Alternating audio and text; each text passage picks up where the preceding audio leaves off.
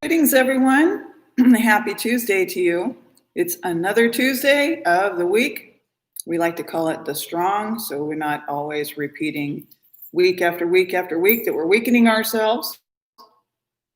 And I'm sucking on a lozenge. I got about 4 hours of sleep last night because I was going down another rabbit hole. I finished 2 books that are ebooks that I bought over the weekend, the strong end, and also one last night that I really wanted to finish so I could get to the next one. And I have 2 more books coming in that I ordered over the strong end, the weekend, that are going to be really, really, really good. I was also reading a lot of different articles as references were made in a lot of these books that have notations in the end of them, which we'll talk about a lot of the reference work, the material. Pablo, are you getting? See that looks like a little.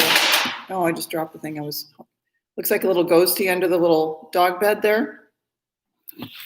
That's Pablo. So I'm going to pick up the paper I just dropped. Just a moment here. Okay. So for some of you, I want to say thank you so much for your recent subscription.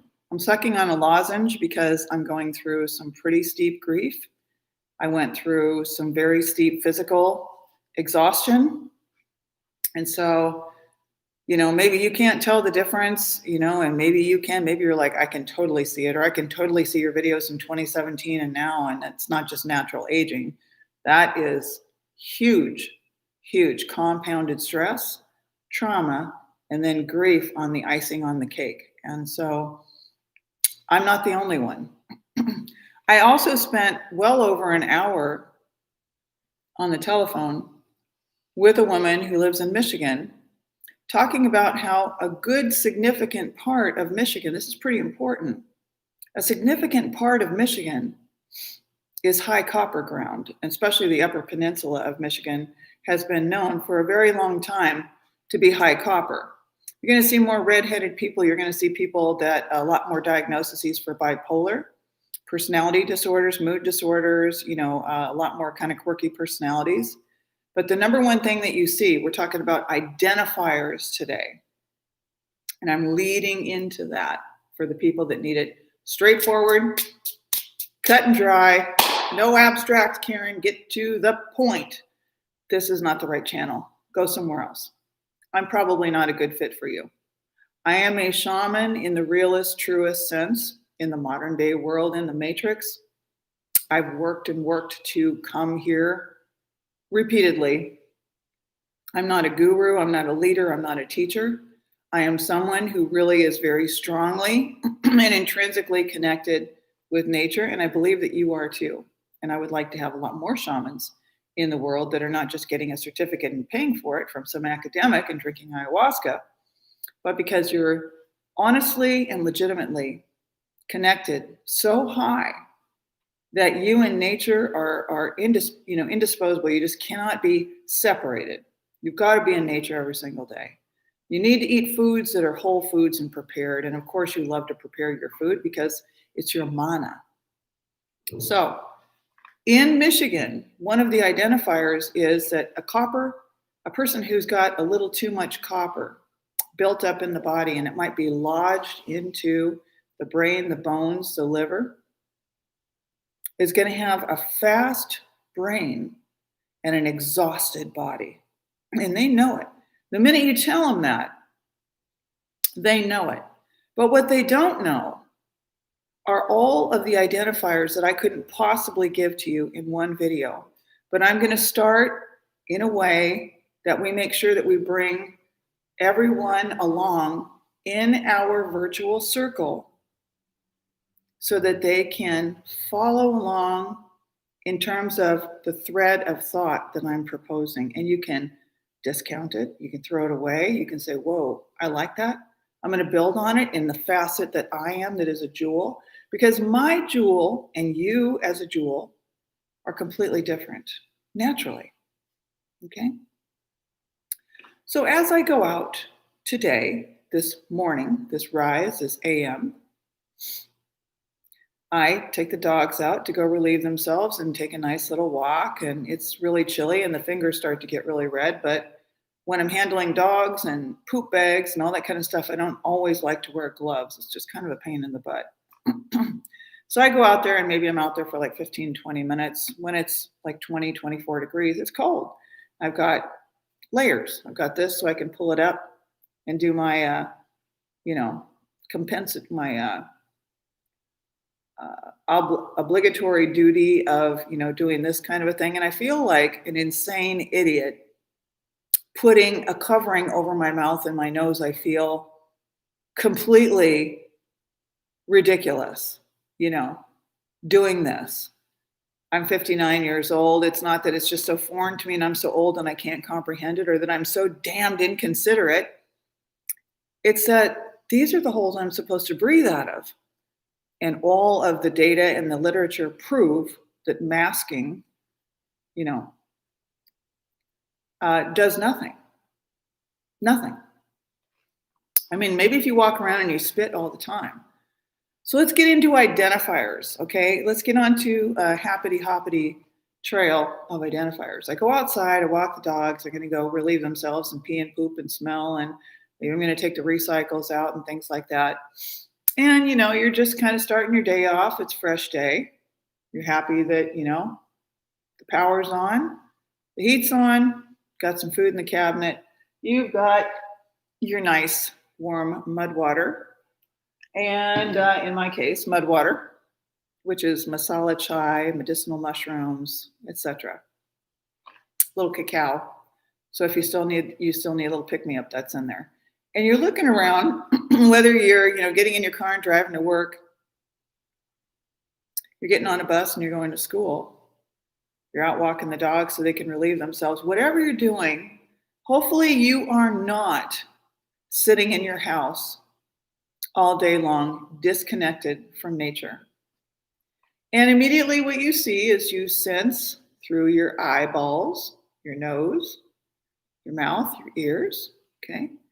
And hopefully you're also sensing through your coherent heart field. Hopefully you're also listening and you've got a very strong, or you're building towards it, a very strong guidance and protection system internally.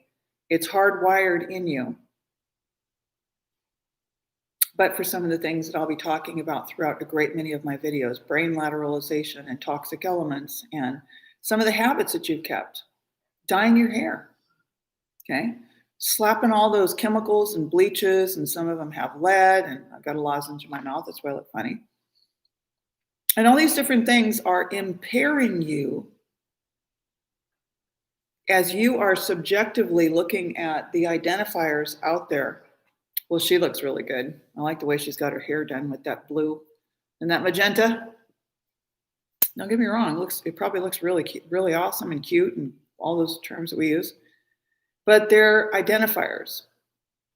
So as I'm looking around with the dogs, I'm noticing a woman with bleach blonde, obviously dyed bleach blonde hair, pulled back, perfectly coiffed in a perfect little ponytail. And of course, it's quite a thin ponytail, which is the new norm.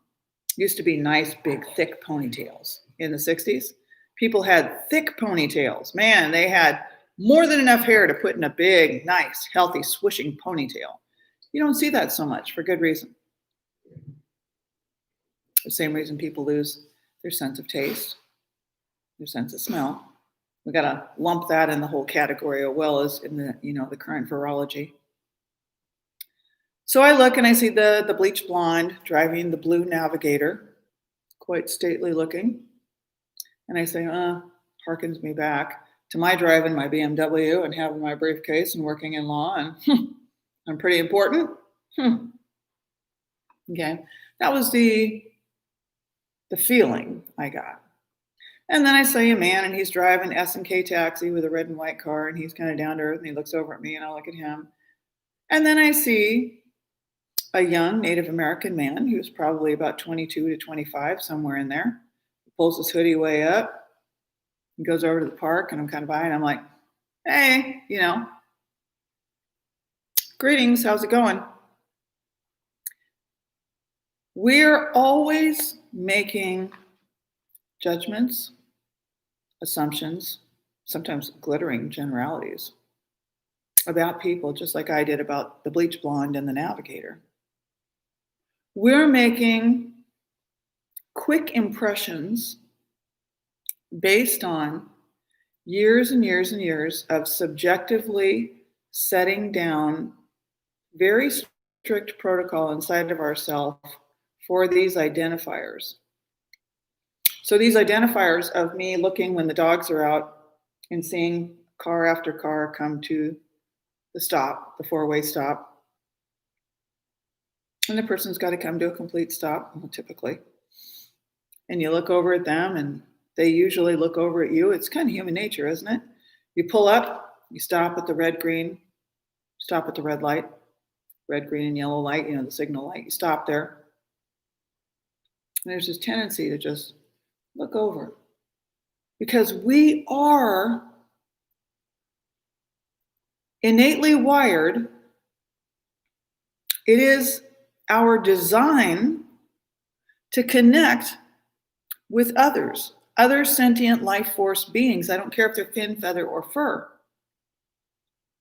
Bird flies overhead. A whole bunch of birds flies over. I stop and I pause most of the time. Look in reverence. Wonder what's happening. Well, gee, they're just flying in the sky. Really? Are you taking part in the absolute beauty unfolding around you all the time? So we have identifiers that are very subjective based on years and years of you being seated in front of a television and it telling you, it informing you, infomercials, programming, loading up the programs, what to think, how to rationalize, how to assume, that word with ASS at the front, how to assume, how to make assumptions. And then you heard the constant banter of mommy and daddy or grandma or whomever was your caretaker throughout your juvenile life as you were being raised, farmed, right? Or as you were being brought up, as you matured, as you grew up, got taller, got bigger. You have subjective and individual identifiers that you constantly make about other people. When someone becomes a medicine person, it is a long, long, long journey. It's not 3 to 5 years. It's not 10 years. It's over a lifetime. Becoming a medicine person, I am nothing at all like I was in terms of making health assessments at 59 that I was when I began in 1984 at 23. Whoa, I knew a lot about food, raw food and diet because I'd taken the course, because I started using it on me and I felt the difference. Because when I mentioned it to other people, I got sour with me here. When I mentioned it to other people and they interfused it into their day-to-day life, they were like, wow, it does make a difference, but it's kind of too hard to do all the time. There's other identifiers. You go to the doctor and you get a serum blood test. Here is one of mine I had done in 1992, 89, 92, and 95. And if you don't know what iridology is, and that's the reason why I have the iris, just like reincarnation, the iris, which is another flower that opens, sits next to the pupil, the student. The student is always learning. The student is always learning. I brought up another one I posted a Facebook memory today where I posted this several years ago and I posted it several years before that. And it's something I've been speaking about since probably around 88 and 89 that I gleaned through learning the word sound in the 70s and getting things like this done. It's not something someone instructed me in. See, this is what I'm saying is everything that you need will come to you if you seek it out and you keep yourself in an open, creative, healthful mindset. Okay? So I'm going to interfuse using mainstream words, not because I'm ignorant or lazy, but so that everyone can really understand, which understand. So everyone, because it gets too tedious for me and for others to listen to it. And I want to also honor the feedback that people don't, they're too short-circuited. So they want it as direct as possible. So your iris is the colored part of the eye, right? It's either melanated fully, which means it's a dark, rich brown, or it's degenerated and it becomes more of a green, which is only about 10% of people, which is what mine are. Mine will get a very, very green. It's blue. And you'll see, on the periphery of society, you'll see really smaller numbers of different colored eyes and, of course, colored contacts. The pupil, this is a little ring that goes around the eye. That's the pupil itself and is within the iris. All of these are the different little lines that they talk about. And based on how close together these lines are, or how far apart, squiggly, the nice close connected lines on the iris represent a good constitution. So you inherit a constitution. What is a constitution? It's your ability to withstand stress as an organism. Your constitution is the elements that you're comprised of at the time that you are birthed onto this plane that you call planet. Hey, Fire, your food is in the oven, getting all nice for you. I know you're getting impatient. You're going to sit right by me now. And I'm hungry, Mom. Fire's always hungry. This white part on the outside of the iris and the student, the pupil, the student is always taking in. So word sound is no accident. It's no accident. And I've been on it since the late 70s intently.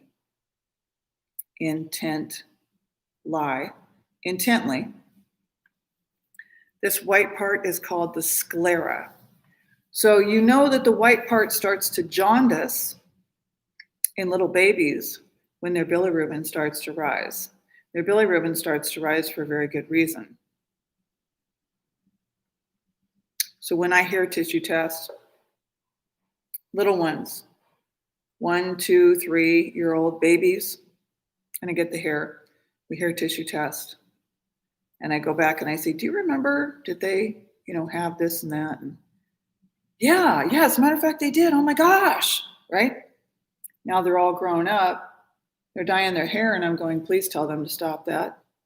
Please tell them to stop bleaching the head and all that stuff's going in. They're sitting under the dryer and with foil on, and between the aluminum and the toxic ingredients, it's baking it into the brain.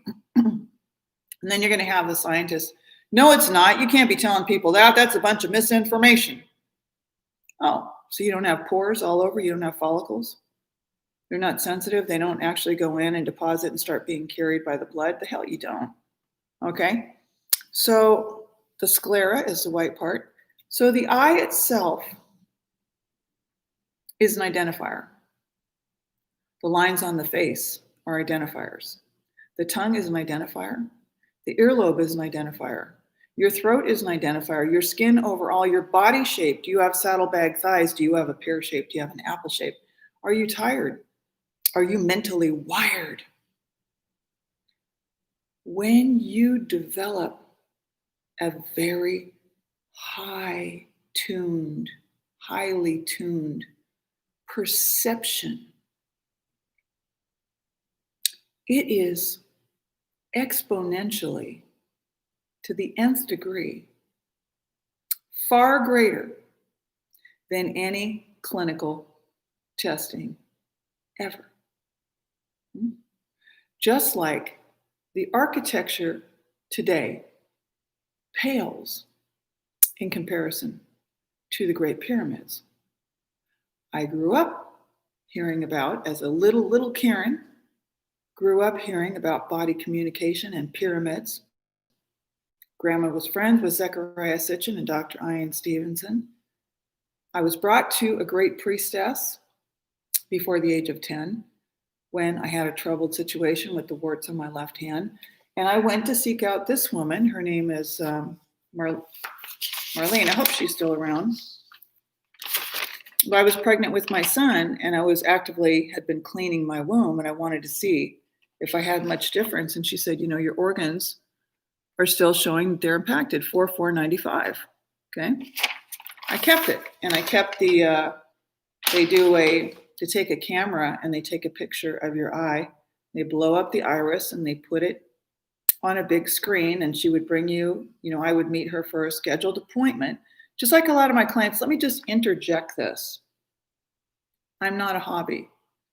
I'm a highly skilled professional shaman and medicine woman, and I book time to talk about you. Please don't just ring me up on the phone and ask questions, because I've already been through all that for a great number of years, and I ended up in bankruptcy, helping everyone and stopping everything I was doing all the time, and frequently asking my son to wait so I could help people with constipation, autoimmune, all kinds. And it's not that I don't feel for you. It's just that we need to respect each other's energy. So when you want to talk about you write your questions down, you schedule a consultation, and then both of us are adequately prepared. And I could pull up your patient report if you have one, and we can go over it. So that's how I run things. I am not a hobby. I'm not a beginner. I'm not an intermediate. I'm a very advanced individual who's done a hell of a lot of study and invested a lot of money, over $100,000. So when you get your iridology done, let me back up on this for a minute. These are the charts, that show the left and the right iris, okay? And the different organs that are involved and where they're positioned, right? Radii scalare. So you can really tell from this, and by the way, this is Dr. Bernard Jensen's work. The man who really, I think, first started packaging the nutritional yeast, which, as we know, is potentially an excitotoxin to the brain, sadly, because I love it. It was a great cheese alternative, and I will still use it on a rare occasion. But I don't use it. It's not on my table that's on everything every day all the time because I want the B12 and blah, blah, blah. I've really done a lot of graduation out of some of that thinking. So they would go, organ by organ, and, and she would make up this report basically showing you, the whole colon down here. So I had this done in 1989, 1992, and then the last one was done March of 1995, okay? This is an identifier. For me now, for myself, I'm just putting my paperwork down so it doesn't drop on the ground, because it always sounds really loud when I set something on the ground on the video when I go back and listen. For me now, as an elder who's been as a young girl with grandmother, as a teenager with nature and learning, as a very, very young 20-something learning word, sound, power, and learning from Rastafari ancients, elders. They're traditionally called ancients with an I instead of an ancient, because we replace and use the I. So learning the word sound, learning Rastafari, being educated that I needed to get rid of the tele-lie, the television. And I did. In 1984, bam, I'm in college. I'm figuring out that I'm going to have to overcome my comprehension difficulties. I can't read a book. I can't read past the first page. I think that I'm probably somewhere in a very highly learning disabled category. I feel like I'm, really walking around asleep. In fact, my nickname in later middle school and into high school was Turtle, because I was so slowed down. And I know why now. And I know what I did to correct it, and I know the number of years it took me. And I know what it feels like to live in a brain. The pathways are built that is exceptionally functioning. I can trust myself. And one of the key things you need to be able to have developed by your 9th moon is self-reliance and enormous self-trust. You really, really have to be able to trust yourself because you may be entirely solo.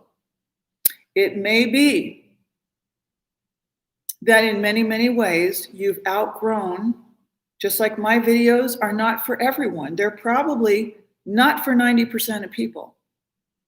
They find it's too difficult for their brain to look at abstract, It's the obsessive compulsive, the linear, the shutdown, the angst, the toxicity make it too frustrating to sit down like I couldn't and read a book. Like I couldn't get pregnant right away. I was labeled, with infertility. Like I was told I had terrible asthma and needed to always carry around not 1, not 2, but 3 inhalers all the time.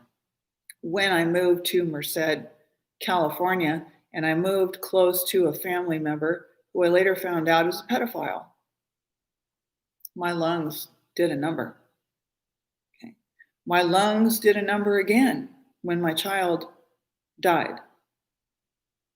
When he transitioned from a physical unit, a physical body, into spirit. You don't keep this body forever.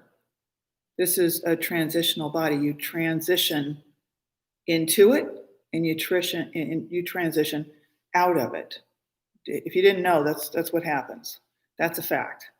You transition into this body between the 12th and the 26th week of pregnancy, typically. You transition out of this body within a certain amount of time. Usually, if it's a premature, totally caught me off guard. Oh my goodness, I just woke up and I'm on the other side and I can't get back in my body, which is what's happening for a lot of young people. It's a premature, sharp disconnection. The brain inflames, the lungs inflame and bubble, and it's a TKO, it's a knockout. They wake up on the other side going, oh my gosh, I didn't say goodbye to him. Oh my God, my life, my mom, my plans. Oh my gosh. Okay. They didn't know there was fentanyl in it. Their brains, because there's hundreds of thousands, became so impulsive. This is why you see men in their 50s and 60s, and they're constantly playing a game on their phone. They're bored. They're, this and that and smoking and, eating and, they're just wired up. What are they supposed to do? So devices are here now, right? Devices. In fact, I forgot to turn my volume down. Okay, there we go. All right. Identifiers. Grandma used to tell me about the ships. Were you ever taught about the ships? Okay. She used to point up to the sky. She'd say, there was one time, that our sister planet to Earth, we were from the sister planet to Earth. People here on Earth call her Tiamat. And there was a collision with Nibiru. And because of this, there is a commingling of the people because of what happened with Enki and Enlil. Enki and Enlil, the Naki that I spoke about before, the Anunnaki, there is a commingling. And as time goes by and more and more and more and more vehicles are created through other mothers, vehicles are created, You become the parent. Okay? And then spirit is transition, is reincarnate. The flower exits as a carnation. It comes in and opens up as an iris. Okay? All right. So we are nature. We begin in the womb in a very amphibian way because of some of our ancestors, some of us more than others. So we are breathing in a watery womb environment. Our lungs begin to develop so that we become terrestrials, right? That's why we talk about extraterrestrials, ETs. Extra, they're outside of what we know and we find subjectively okay. The ships are there. They've been there. They've been coming here for a long time. Most of them that people call UFO abductions are actually handlers. That's the truth. There are a varying degree, a bloodline left on Earth, what we call Eartha, right now. Okay.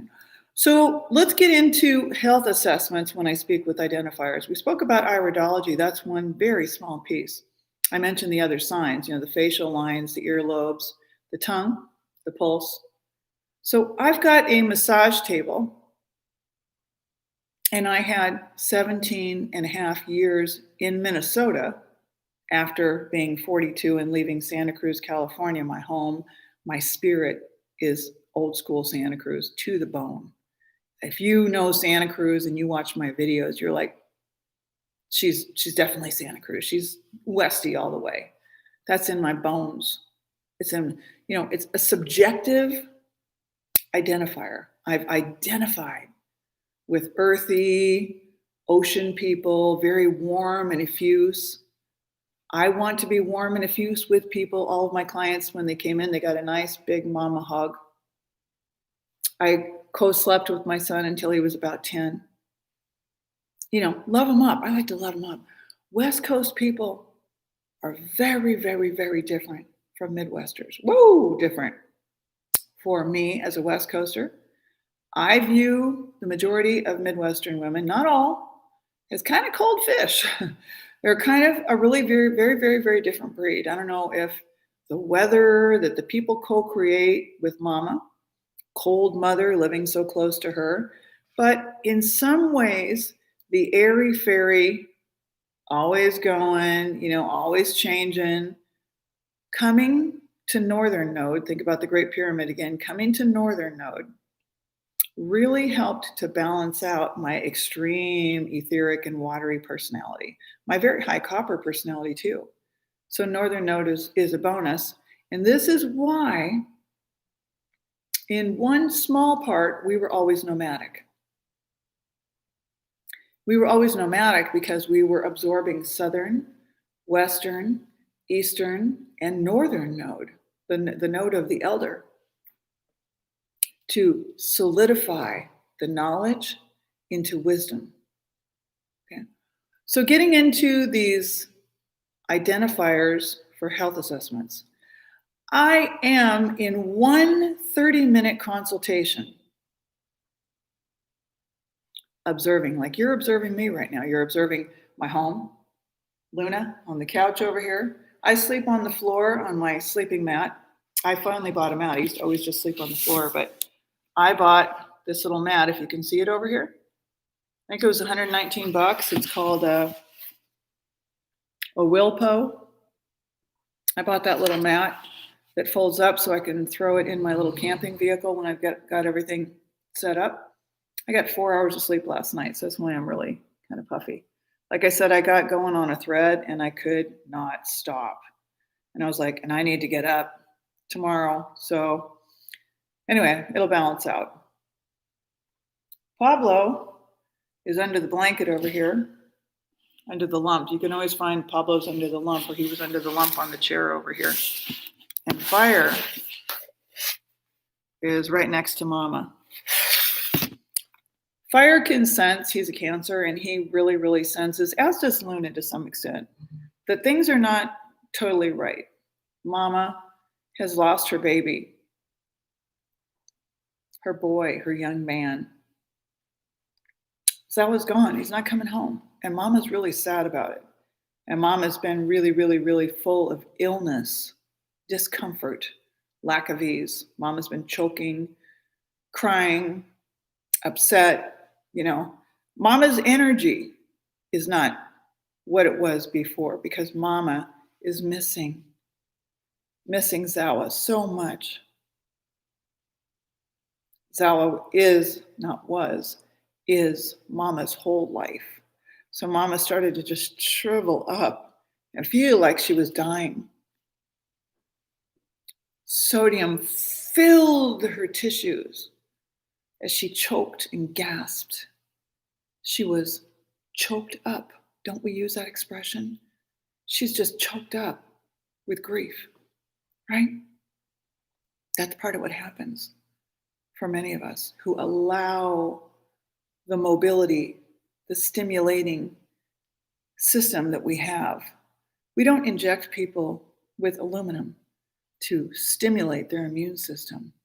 We get them out in nature and we help them to walk and we give them a hand to hold on to. We call them on the phone and say, I want to hear your voice. We don't text them, I'm sending you love. We do that too.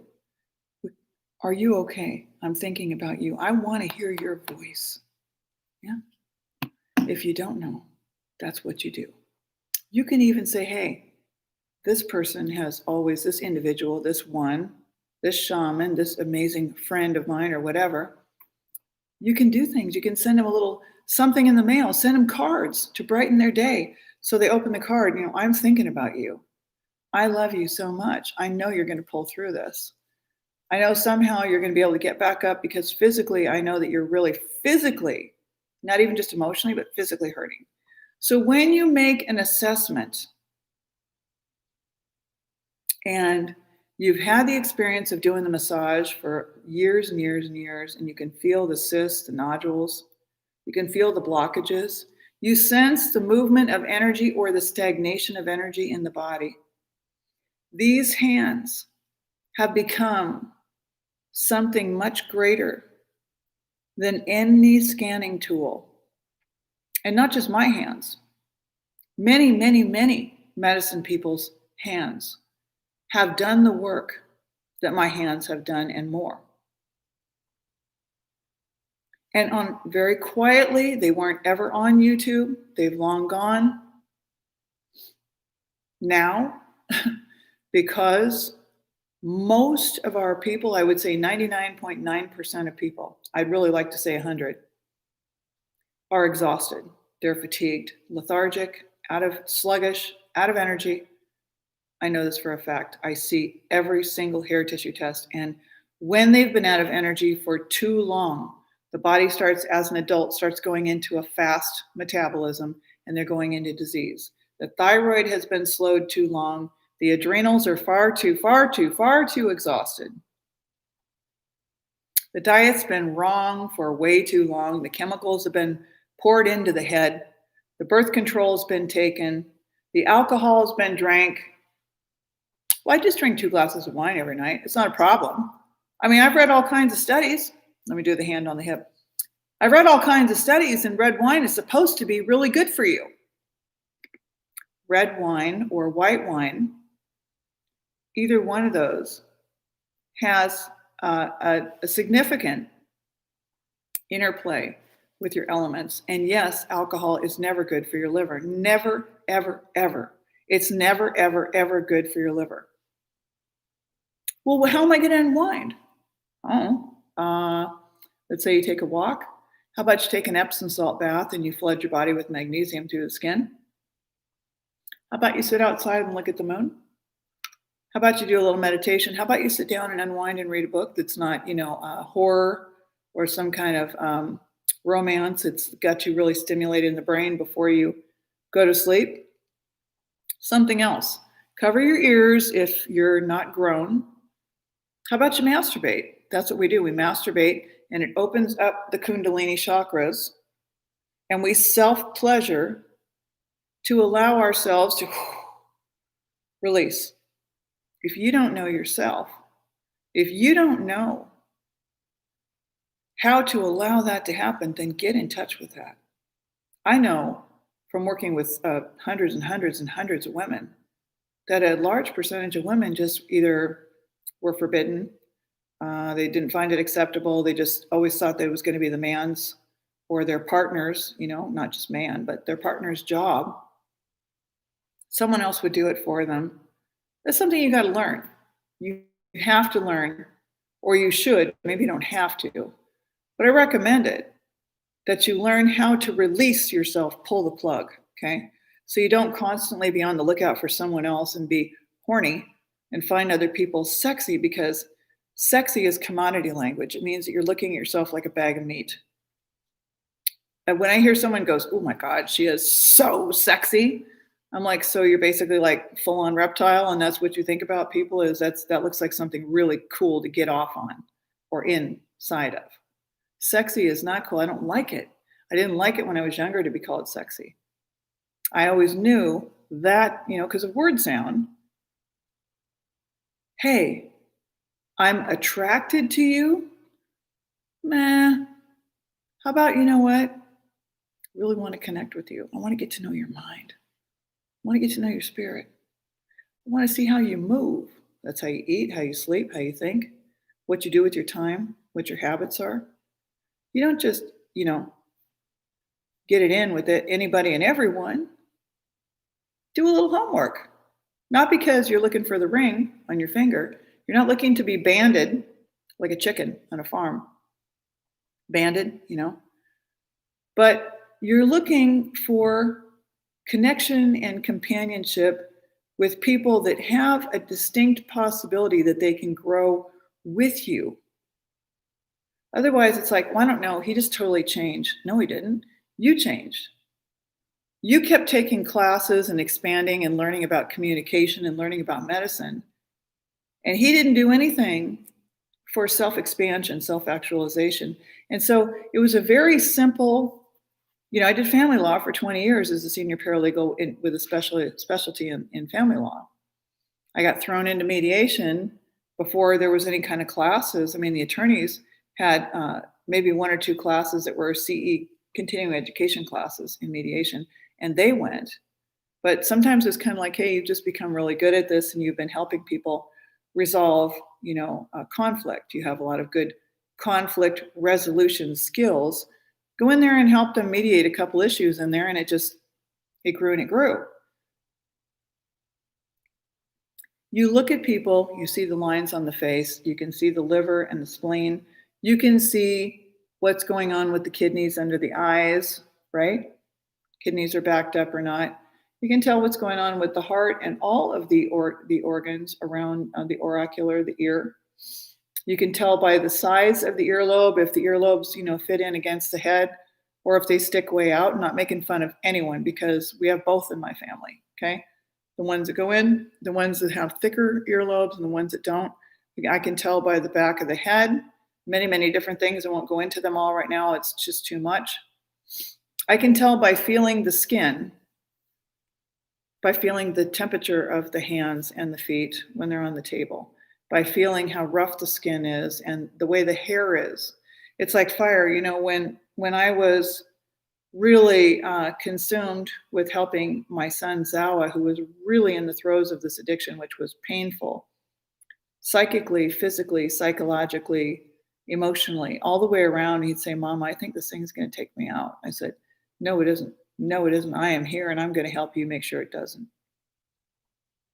Fire and Luna and Pablo kind of had to do a lot of waiting. They didn't get that tender, loving care. They didn't get all the baths. They didn't get the supplements that they're going to get. I just got a $150 shipment of supplements yesterday, which I'm intending to do another video or many videos on dogs and start building the page that I had to kind of leave alone on Facebook, although feeling like abandoning Facebook because they censored my Naturally with Karen page. Too much content that they don't like. And that tells you something right there. So Fire's hair started getting really, really super coarse, like the difference between a wire brush and, you pet the dog, you touch the dog, you stroke the dog, what people call petting the dog, and you can feel this kind of wiry hair. instead of nice, soft hair. Well, I noticed on the majority of my clients in Cloquet for 17 and a half years, and we're talking thousands and thousands of massages, okay? If you average 3 to 4 a day, 4 to 5 days a week, over 17.5 years, do the math, okay? That's thousands of hours a year of doing massage and talking with the people and them always saying, well, what did you find? What's going on? You learn a lot. You go home and you research because you didn't know the answer to that. And you go home and pretty much every day, I'm like, I don't know. I got to think about that. Or why was there a nodule like right there? And what does that mean? And she went to the doctor. And so I realized there's identifiers that my clients would come in and they would be speaking this speak like a lot of the folks do on Quora, where I write common sense answers. And I can use all of that other sophisticated medical ease, just like I learned for 20 years, the legalese, especially working in judges' chambers and in 10 years in a specialty firm. But when you learn to read it, like I said, the body shape, the body size, the tongue, the eyes, the iris. I'm looking at the iris now, and even though I'm not taking a picture and blowing it up on a screen, there are many visible things that I can see from what I've learned so long ago, and I still apply today about the flower within, the iris, the eyebrows, the color of your hair. What color is your hair? What is your energy like? How are you sitting in the chair? What's your body language telling me? There's your smell. You can be on the table and you can just smell sugar wafting off of people. You can detect people that are loaded up with parasites. Okay. And it hurts me on some level that my clients were getting the soles of their feet electrically shocked to get feeling into their feet because of neuropathy, which is an issue of circulation. They didn't have circulation because they're sitting in a lazy boy chair. A good part of the day, they're sleeping in the lazy boy chair. They've had long-standing thyroid and adrenal problems that have taken them into a multitude of surgeries and cancer treatments and medications, experimental situations. And I just want to go, ah! Ah! Because you come to a small town of 11,000 people, city, and you're just the herbalist, massage therapist, shaman, whatever they want to call you. I had a woman the other day say, well, what res are you from? And I said, I'm not from a res. There are shamans all over the world, and that's it. Okay. She says, you can't really call yourself a shaman. I said, well, you do what you want. I do what I want. Okay. You do what you want, and I'm going to do what I want. That's where I am. Okay. So in the first 5 minutes of us having a conversation, I've already, with my high copper brain that I've mediated down to a high functional level, and the pathways that are built from the habits that I've contained for almost 40 years. At 59, almost 40 years of my life have been daily nature, walking, filtered water, et cetera, et cetera. Cutting out factory farm meat, cutting out TV, never having the microwave. I don't cook my food in that. So yes, I do have clients that for 3 or 5 years, they really started learning about vegan and vegetarian and getting off factory farming and blah, blah, blah. But they've still really never addressed super big core issues, and it's going to take them down. And I see it in their children, and I can't possibly tell them because they can't hear it. They'll get paranoid. So I say, get the hair tissue test. Let's go over it. Let's start one step at a time, and let's get there. Let's take action instead of inaction, instead of doing nothing. Identifiers: skin, eyebrows, eyes, energy, facial lines, earlobes, hair, fingers, fingernails. This hand is still shaking a little bit. My mama hand, my left hand. The lunulas. I am taking in probably about 100 of them in the first 5 minutes and forming like a computerized evaluation that I call an assessment. So if you look on my website at naturallywithkaren.com, which I may be ending after this year in that way, in that name, and consults are done after 2021. No more consults. You can't just buy a consult after 2021. This is the last year. You book an assessment, and I'm immediately gathering as we're together. Very quickly I'm gathering. I'm writing down a few notes. I'm listening. I'm observing, and I'm taking in what doctors trained in the American Medical Association. I don't know what they were trained by their grandmothers and their people. I don't know. I can't make that judgment. I can't make that statement. But I do know with certainty that none of what I'm talking about is taught in the American Medical Association or any other standardized medical industry practice. And I do believe that there is some really awesome stuff happening in terms of emergency medicine and urgent care, helping people that have been burned and impaled. And man, we're so thankful. But I do think that there's just not the want to get people in and have the ozone and the IV therapies and all these different things that could be happening with minerals and bring on mineral testing because doctors simply don't know about it. And so I am continuously in these many decades watching you and many, many others needlessly, and dogs, my goodness, that is absolutely disheartening. Watching people and babies and dogs and children suffer needlessly and wait for a clinical finding on your thyroid when you could have been doing something to help yourself. You needed to empower yourself. And that's where I'm going to end it today. Thank you so much for joining me. I can see we have, several people here, and I hope that it's been something that you've gleaned some information from, you've gotten some knowledge from. Maybe it'll be part of your wisdom later in your life. Luna's over there sleeping. So I'm going to go finish drinking my mud water that I've got in my cup. And I've been getting my day moving. And I'm looking forward to seeing a client here just a little bit later and another woman dropping off her hair tissue test. I don't know if you're here with me. Let's see. Okay. So, and post office runs and all that kind of stuff. So you be well. And I will more than likely see you tomorrow on Next Rise. Take good care.